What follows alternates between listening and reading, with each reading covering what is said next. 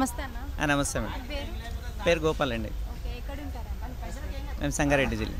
Okay. ఏం చేస్తుంటారన్న? వ్యవసాయం madam. అవును. ఓకే. రేవంత్ రెడ్డి గారి పరిపాలన ఎలా ఉందంటే ఏం చెప్తారు? రేవంత్ రెడ్డి పరిపాలన ఇప్పుడు బాగానే ఉంది ప్రస్తుతం అయితే.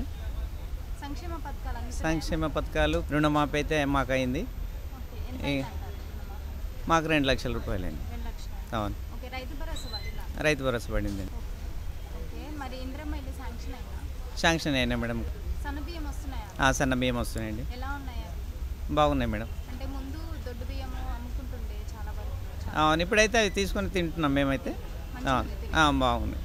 ఫ్రీ కరెంట్ వస్తుందా? ఫ్రీ కరెంటు 200 యూనిట్ల లోపు ఫ్రీ కరెంట్ ఇస్తున్నాడు. ముందు ఎంత కరెంట్ బిల్ వస్తుంది? మాకు 700 800 వస్తుండే, ఇప్పుడైతే 0 బిల్ వస్తుందండి. ఓకే. మహిళలకి ఫ్రీ బస్ పెట్టారు, ఎలా అనిపిస్తుంది? మహాలక్ష్మి స్కీమ్ అంటే ఇప్పుడు మహిళలు కూడా చాలా సంతోషంగా ఉన్నారు.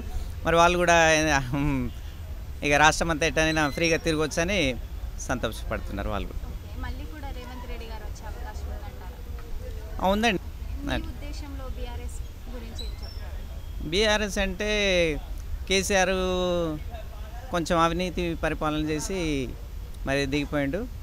కానీ ఇప్పుడు రేవంత్ రెడ్డి వచ్చిన తర్వాత మరి ఆయన పరిపాలన బాగానే ఉంది. Subscribe us and press the bell icon for more interesting updates.